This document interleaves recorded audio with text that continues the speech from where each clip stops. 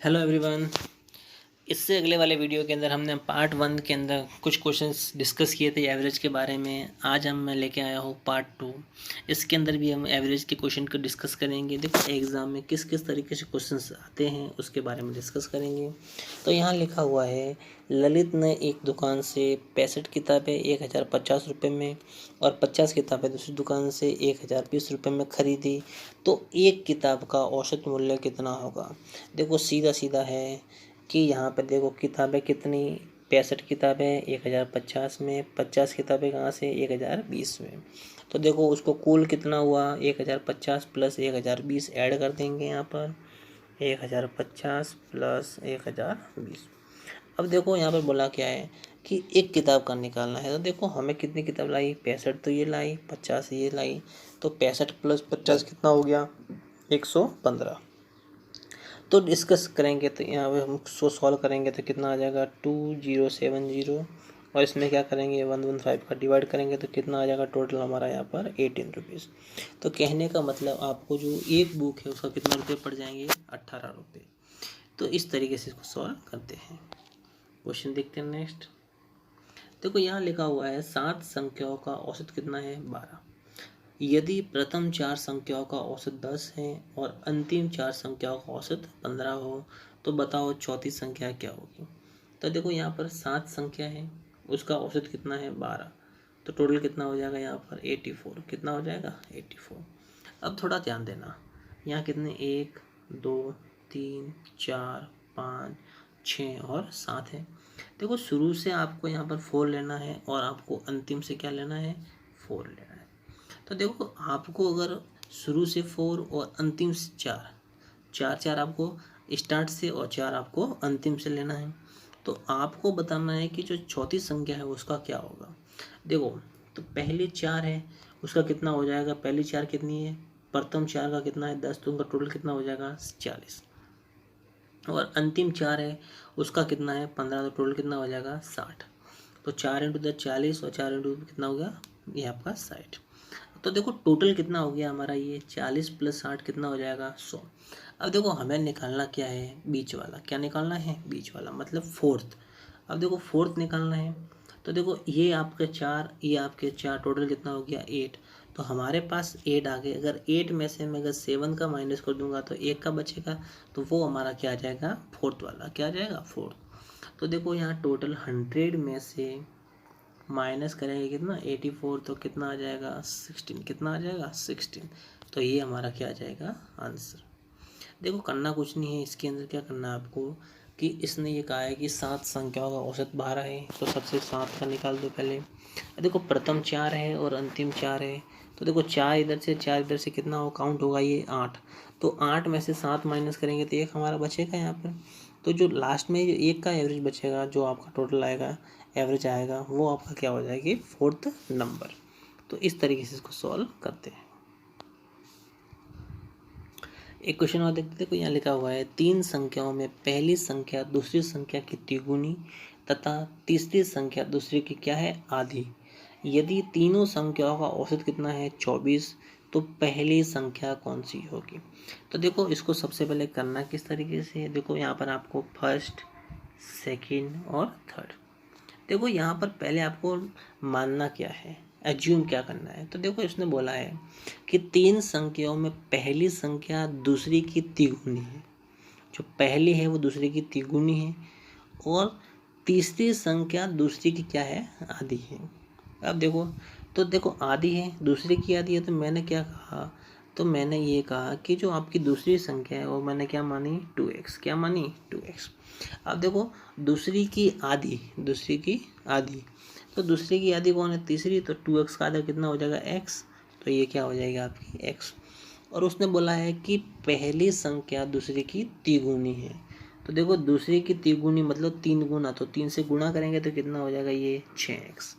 तो देखो यहाँ पर आपको एवरेज निकालना है, तो एवरेज मतलब 6x 2x और x को ऐड कर देंगे और 3 का क्या करेंगे डिवाइड, तो ये कितना आ जाएगा 9x/3। अब देखो उसने बोला है तीनों संख्याओं का औसत कितना है 24, मतलब ये 9x/3 है वो किसके इक्वल है, 24 के इक्वल है। तो देखो यहाँ पर इसको सॉल्व करेंगे तो 3 का 9 में कितनी टाइम किया 3 टाइम, और 3 बन जाए 3 और 3 का 24 से कितना हो जाएगा 8। तो x इक्वल टू कितना आ जाएगा 8। तो देखो अब यहाँ बोला क्या है, तो पहली संख्या कौन सी होगी, तो पहली संख्या निकालनी है। तो देखो पहली संख्या क्या है 6x है, तो देखो 6 गुणा x कितना हमारा 8, तो 6 गुणा 8 कितना आ जाएगा 48। तो ये हमारा क्या आ जाएगा आंसर। तो इस तरीके से इसको सॉल्व करेंगे। एक क्वेश्चन और देखते हैं अपन नेक्स्ट। देखो यहाँ लिखा हुआ है 4 लगातार विषम संख्याओं का औसत कितना है 36। तो सबसे छोटी संख्या कौन सी होगी। The average of 4 consecutive odd number is 36. What is the smallest of these number। देखो सबसे पहले यहाँ पे लिखा हुआ है कॉन्जिक्यूटिव। कॉन्जिक्यूटिव का मतलब होता है क्रमिक। क्या होता है क्रमिक। अब देखो क्रमिक, क्रमिक आपका ऑड नंबर हो सकता है, इवन नंबर मतलब सम और विषम हो सकता है। तो सम या विषम कुछ भी लिखा हुआ आ सकता है। तो अब देखो यहाँ पर जब आपके इस तरीके से लिखा हुआ आता है तो आपका जो एवरेज निकालते हैं वो कैसे निकालते हैं n+1/2।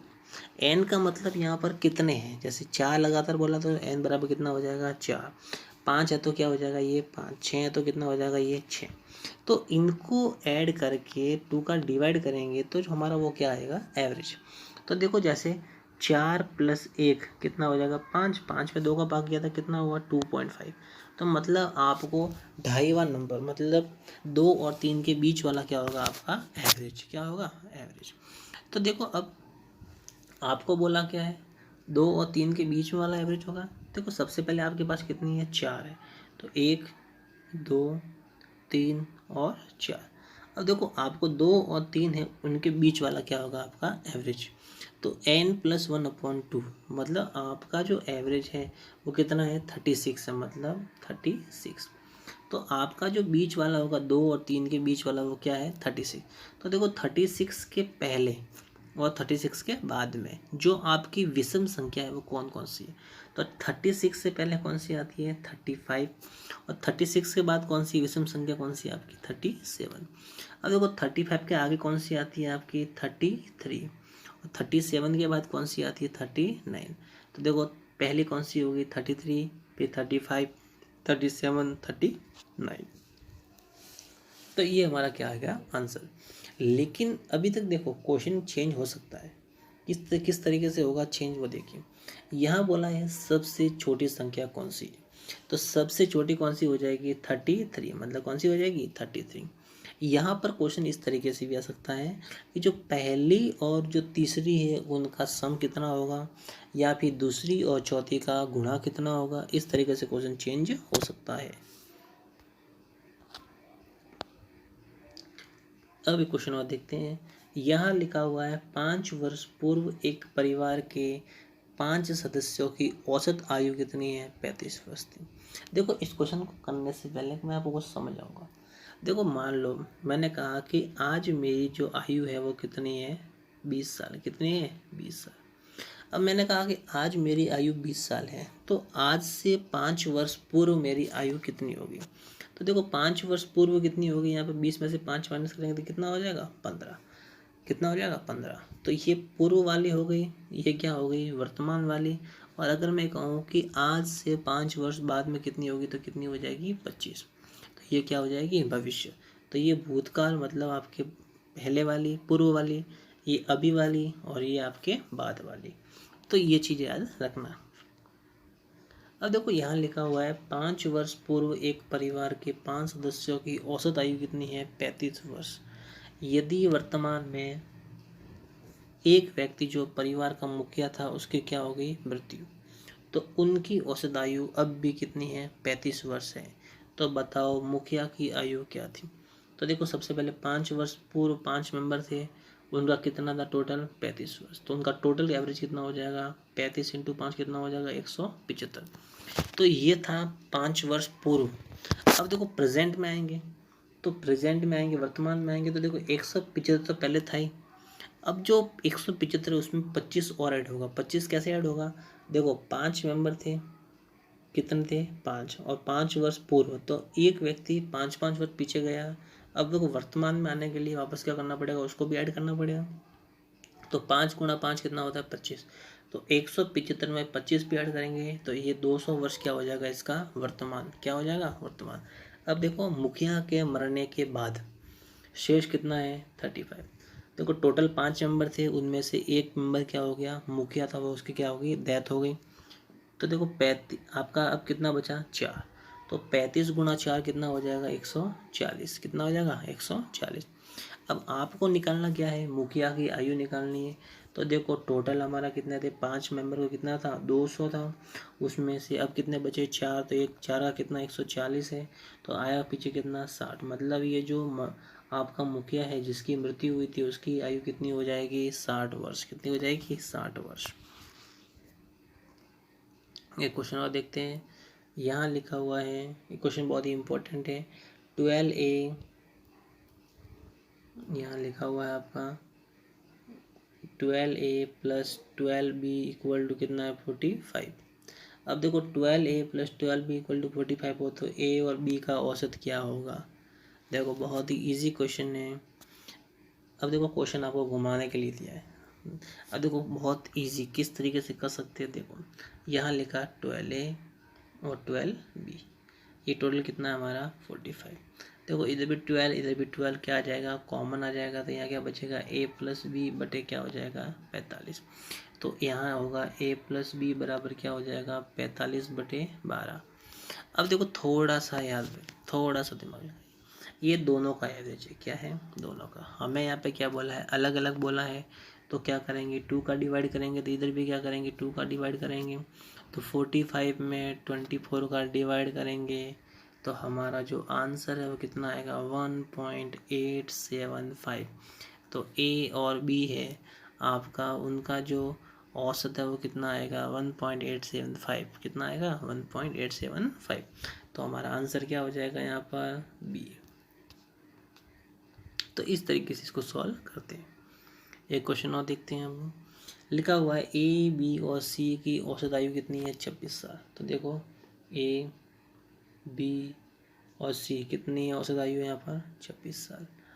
और ए और सी है, ए और सी, उसकी औसत आयु कितनी है, 29 साल। तो देखो बी की आयु निकालनी है। तो बी की निकालनी है तो ए से गया, सी से सी गया, बचा कौन यहाँ पर, बी।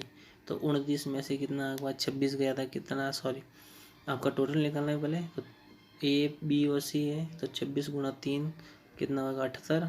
और 2 गुणा 29 कितना होगा, 58। तो 78 में से 58 गए तो कितना रहा, 20। मतलब यहाँ पे जो ए और सी दोनों कैंसिल हो गए तो कितना होगा, बी। और यहाँ 78 में से 58 गए तो कितना होगा, बी। तो बी बराबर कितना हो गया, 20।